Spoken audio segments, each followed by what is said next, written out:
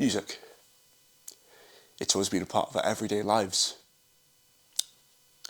But the way in which we listen to it has changed dramatically. From the tap of a screen to the crackle of a needle. It's always been ever present. But here's the question. Has music changed because of the format?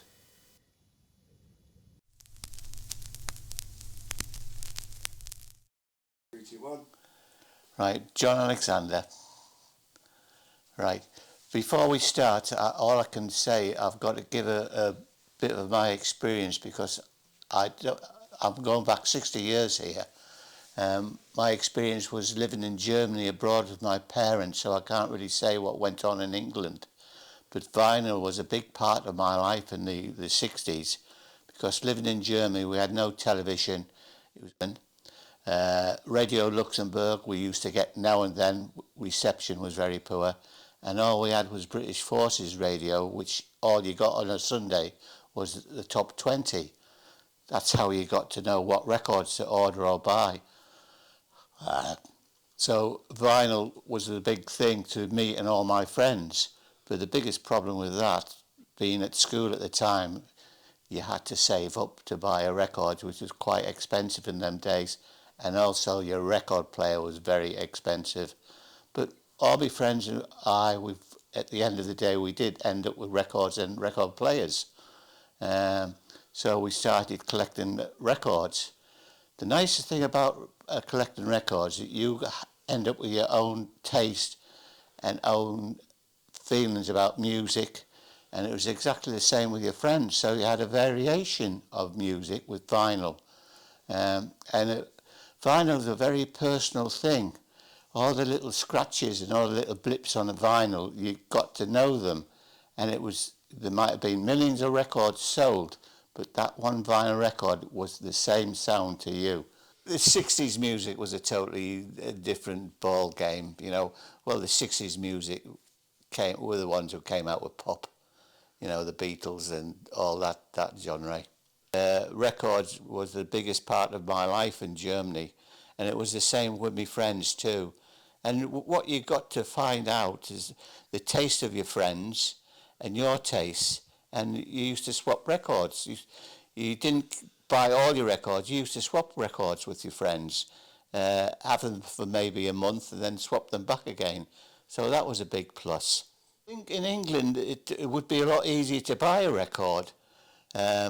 I'm saying records were so expensive because they had to be exported from England to the NAFI where I used to go pick up my records. And it wasn't a matter of walking into a shop and buying that record there and then. You had to wait a fortnight for that record to be delivered to you. So I would think compared to England, it was a lot, you cared for them more and appreciated the music more than what you did in England. I would say that the final thought, I hope people nowadays, especially teenagers, appreciate how much work goes into someone making a record, because there's a lot of work goes into it. I think a lot of children nowadays just think, oh, it's just a flick of a switch and there we are with music. It's not. Music is a very hard thing to play. Over time, technology changed. First, it was vinyl, then CDs. Hi, I'm Paul Alexander, and I'm here to partake in Oliver's documentary. Music and what you grew up around. My earliest memory of growing up around music was in my parents' house. I used to hear my dad play a lot of 60s music on his vinyl, generally early on the mornings at the weekends to get us all out of bed. Something that I just grew up all the time around listening to on vinyl. So my first ever record I bought was actually a vinyl, and that was the only vinyl I ever bought because I grew up where everything went from vinyl, tape to CD. And then after my first vinyl, I just bought CDs all the time. So I was probably buying 1 CD to 2 CDs every single week, and I built up quite a large collection of CDs to this day. When CDs were really popular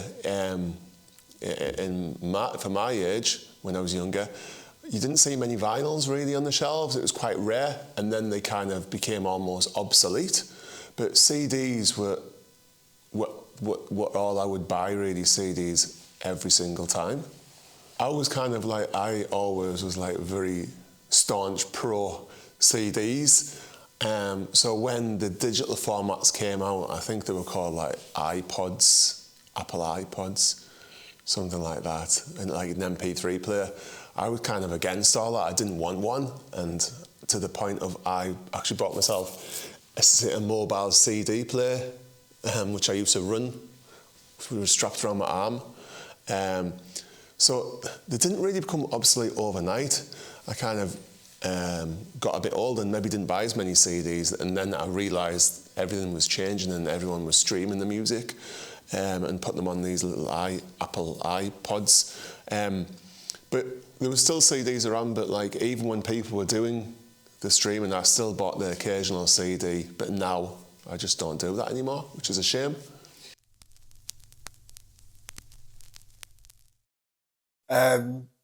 I think streaming's amazing. It's first of all, it's much more convenient than vinyl or CD. I think because you can just play and basically pick up and go. Essentially, you can connect it to your car. You can connect it to your Bluetooth speakers.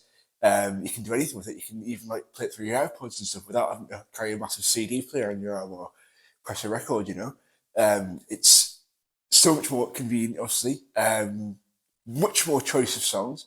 You can get any song in the world, anytime, anywhere. With streaming, you can just try something out. You know, you don't have to, but you don't have to commit to the artist. You know, you don't have to kind of like say, I'm going to really kind of commit to this, and I'm going to be, I'm going to ride or die. I think streaming's the way forward because you can listen to any artist in the world.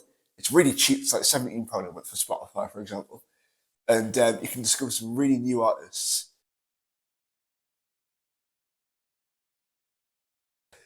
Music has travelled a long way. The speed has changed, the technology has changed, but one thing hasn't. People still look for the same thing they always have. Throughout CD, vinyl, and streaming, one thing has been consistent. People still look for some sort of engagement with the music. And that's what matters, engagement. This has been Needleworth's Notification. I've been Oliver Alexander. And thank you for watching.